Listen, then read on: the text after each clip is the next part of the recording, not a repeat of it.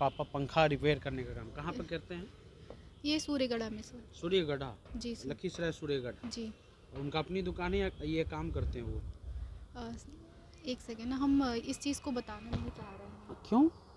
बस ऐसे ही, मतलब कहाँ करते हैं, क्या करते हैं, ये सब अच्छा, वो नहीं बताना चाहिए। क्या जी। करती हैं तो बताना चाह रही हैं? हाँ हाँ। ठीक है, उसको एडिट कर देंगे, ठीक है। अच्छा, ये बताइए कि आपके पापा जो हैं, वो कितने दिन से ये काम कर रहे हैं? कितने, मतलब यही उनका प्रोफेशन ही है। हुँ, जी। पंखा रिपेयरिंग का। हाँ। कितना कमा लेते होंगे महीना में? उसका तो आइडिया नहीं है। उसका आइडिया नहीं नहीं। है। कभी आपने सोचा था कि एक दिन आरओ बनेंगे हम? नहीं, ऐसा तो नहीं सोचे थे सर, लेकिन था कि कुछ ना कुछ बनना है। और अभी उसका रिज़ल्ट हुआ कि रेवेन्यू ऑफिसर का पद मिला मुझे।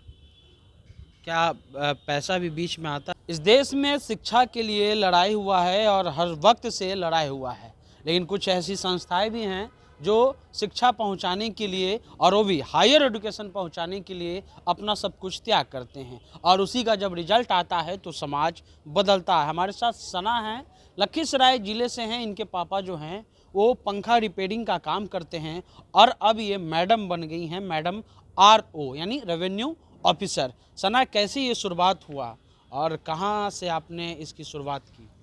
सर, शुरुआत बोलेंगे कि मेरा जो ग्रेजुएशन है वो इंजीनियरिंग बैकग्राउंड से है।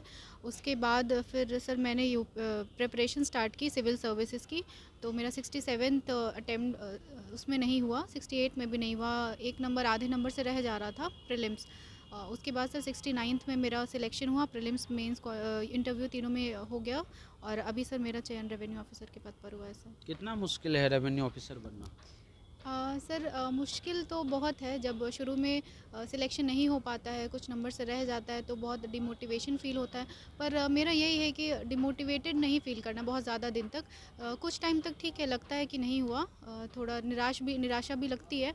लेकिन फिर वही है कि उसके बाद फिर से स्टार्ट करना चाहिए, क्योंकि जो नहीं हुआ सिलेक्शन, तो उससे हम लोगों को कुछ ना कुछ सीखने को मिलता है। तो उस सीख को, उस गलती को सुधार करके वापस से फिर प्रयास करना, यही जीवन है और ये हम लोग को आगे बढ़ने में हेल्प करता है। लेकिन सवाल ये है कि आपने कहा कि आपके पापा पंखा रिपेयर करने का काम कहाँ पर करते हैं? ये सूर्यगढ़ा में सर। सूर्यगढ़ा, जी सर। लखीसराय सूर्यगढ़। जी। उनका अपनी दुकान है या ये काम करते हैं वो? अ, एक सेकेंड ना, हम इस चीज़ को बताना नहीं चाह रहे हैं। क्यों? बस ऐसे ही, मतलब कहाँ करते हैं, क्या करते हैं, ये सब अच्छा, वो नहीं बताना चाहिए। क्या जी। करती हैं तो बताना चाह रही हैं? हाँ हाँ। ठीक है, उसको एडिट कर देंगे, ठीक है। अच्छा, ये बताइए कि आपके पापा जो हैं वो कितने दिन से ये काम कर रहे हैं? कितने, मतलब यही उनका प्रोफेशन ही है। हुँ, जी। पंखा रिपेयरिंग का। हाँ। कितना कमा लेते होंगे महीना में? उसका तो आइडिया नहीं है। उसका आइडिया नहीं नहीं। है। कभी आपने सोचा था कि एक दिन आरओ बनेंगे हम? नहीं, ऐसा तो नहीं सोचे थे सर, लेकिन था कि कुछ ना कुछ बनना है। और अभी उसका रिज़ल्ट हुआ कि रेवेन्यू ऑफिसर का पद मिला मुझे। क्या पैसा भी बीच में आता है किसी चीज़ को हासिल करने के लिए? हाँ, आता है पैसा, तो मेन फैक्टर होता है। लेकिन जैसा कि है कि प्रेरणा आया जैसे इंस्टीट्यूट है, जो बच्चों को, जो इकोनॉमिकली बैकवर्ड सेक्शन से बिलोंग करते हैं, उनको हेल्प करता है। तो यही सर। और लेकिन ये बड़ा सवाल है कि प्रेरणा ने आपको क्या दिया?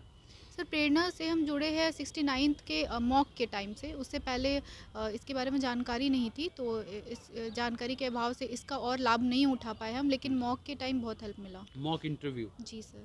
जो लोग आकर के पूछते हैं जी सवाल सर। जवाब, जी क्या सर। फ़ायदा हुआ उससे? उससे मेरा कॉन्फिडेंस बिल्डअप हुआ, और जहाँ कौन सा एरिया मेरा वीक है उस पे फोकस करने में मुझे, उस पे फोकस करना, और किसी भी क्वेश्चन का, एनालिटिकल क्वेश्चन का किस तरह से जवाब देना है, कोई फिलोसफिकल क्वेश्चन है उसका कैसे जवाब देना है, वो सब में हेल्प मिली सर। आप एक मुस्लिम बैकग्राउंड से हैं। जी। काफ़ी कम देखा जाता है। भारत सरकार का भी एक रेशियो है कि हायर एजुकेशन मुसलमानों में काफ़ी कम है। उस पर आप क्या बोलना चाहते हैं? जो आपको ये बच्चे सुन रहे हैं, जो मुस्लिम समाज के बच्चे सुन रहे हैं, उनको आप क्या मैसेज देना चाहते हैं? मैसेज बच्चों का ठीक है, लेकिन उससे ज़्यादा है कि पेरेंट्स को क्या मैसेज जाना चाहिए। पेरेंट्स का मैसेज ये है कि अपने बच्चों को पढ़ाइए। जो आप उसको पढ़ाएंगे तो उनके दिमाग, उनका जो ब्रेन का डेवलपमेंट होगा वो अलग तरीके से होता है। अगर किसी चीज़ का एजुकेशन वो लेते हैं तो उनका दिमाग जो है अलग डायरेक्शन में डेवलप करता है। तो यही है कि एजुकेशन बहुत इंपॉर्टेंट बेसिक नीड हो गया है आज का। तो पढ़ाना इसीलिए ज़रूरी है सर, और और देश जो के एक जो डेवलपमेंट एक के लिए, खुद के डेवलपमेंट के लिए, फैमिली के डेवलपमेंट के लिए education is the basic thing. और जो एक्सक्यूज़ देते हैं कि मेरे पास पैसा नहीं है, क्या कर लोगी पढ़ के, या क्या कर लोगे पढ़ के, क्या ज़रूरत है, मैट्रिक पास कर गए जाओ किराना दुकान में काम वगैरह कर लो, वैसे लोग को आप। ठीक है, अगर पैसा नहीं है तो ठीक है, किराना दुकान में काम करना है ठीक है, लेकिन अगर पैसे नहीं है तो गवर्नमेंट स्कूल भी है। ऐसे बहुत सारे बच्चे हैं जिनका सिलेक्शन इस बार हुआ है, वो लोग गवर्नमेंट स्कूल से हैं, तो गवर्नमेंट स्कूल में तो कोई पैसा नहीं लगता। सिलेक्शन के लिए एक डिटर्मिनेशन चाहिए होता है सर, अगर आपके पास डिटर्मिनेशन है तो आप बिल्कुल कर सकते हैं। एक बार में नहीं होगा, 2 बार में नहीं होगा, 3 बार में। बहुत सारे ऐसे लोग हैं जिनका 4-4 बार 4-4 अटेम्प्ट लगा है। तो अटेम्प्ट लगते हैं, ये एक जर्नी है, तो आप जर्नी को मतलब एक सिलेक्शन लेने में जितना टाइम लगता है, वो आप उतना टाइम अगर उस चीज़ को दे दिए तो निश्चिंत है कि आपका सिलेक्शन ज़रूर होगा, निश्चित है कि सिलेक्शन होगा ज़रूर। अभी आप बहुत पोलाइट बात कर रही हैं, आगे चल कर के अभी आप ट्रेनिंग में जाइएगा, बाद में अफ़सर बन जाइएगा। अफ़सरों में अभी आपने एक वीडियो देखा होगा पटना के डीएम का, उन्होंने एक अभ्यर्थी को एक तमाचा मारा है, ठीक है?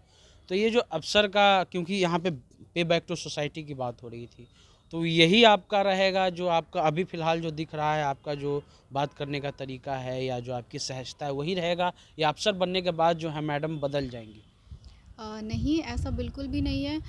पब्लिक डीलिंग जो है वो बहुत इम्पॉर्टेंट है गवर्नमेंट सर्विस में। तो मेरा यही रहेगा कि हम बिल्कुल एकदम पोलाइटली लोगों की बातों को सुने, और मेरे से जो सॉल्व हो सकेगा वो हम बिल्कुल करेंगे। प्रेरणा आईएएस के बारे में अगर 2 शब्द बोलना हो तो क्या बोलिए? प्रेरणा आईएएस जो है बहुत अच्छा इंस्टीट्यूट है। उनका जो इनिशिएटिव है कि निःशुल्क बच्चों को बच्चों को पढ़ाना, वो एक बहुत अच्छा इनिशिएटिव है, ख़ास करके उन लोगों के लिए जो जैसा आपने बोला कि पैसों की वजह से नहीं पढ़ पाते हैं। तो वैसे बच्चों के लिए ये बहुत इफ़ेक्टिव इनिशिएटिव है, और बहुत-बहुत धन्यवाद देना चाहेंगे कि यहाँ के जो ऑफ़िसर्स हैं, जो लोग इस इंस्टीट्यूट को चलाते हैं, कि उनकी वजह से मेरे जैसे लोगों का, जिनका इंटरव्यू से थोड़ा डर था, कॉन्फिडेंस में लो कॉन्फिडेंस लेवल था, उसमें हेल्प किए। और बहुत सारे ऐसे लोग हैं जो इसी इंस्टीट्यूट से सिलेक्ट हुए हैं, तो वो बच्चों के लिए बहुत कर रहे हैं। तो यही रहेगा कि उनको थैंक यू बोलना चाहेंगे बहुत ज़्यादा। चलिए, तो थैंक यू। हमारे साथ जो हैं वो आरओ मैडम हैं। इन्होंने कहा कि पब्लिक को डील उसी प्रकार करेंगे जैसे इंटरव्यू दे रही हैं। इनमें सहजता है, इनमें परिपक्वता भी दिख रही है, लेकिन सवाल ये है कि जो लोग एक्सक्यूज़ बनाते हैं कि मेरे पास पैसा नहीं है, हम पढ़ नहीं पाएंगे, मैडम से सीखना चाहिए। इनके पापा जो हैं वो पंखा मैकेनिक हैं, यानी बनाने का काम करते हैं, और आज ये मैडम बन गई हैं, आरओ मैडम बन गई हैं, यानी रेवेन्यू ऑफिसर बन गई हैं। जो भी अपडेट होगा आपको बताते रहेंगे। आप द इंटरव्यू इंडिया देखते रहिए।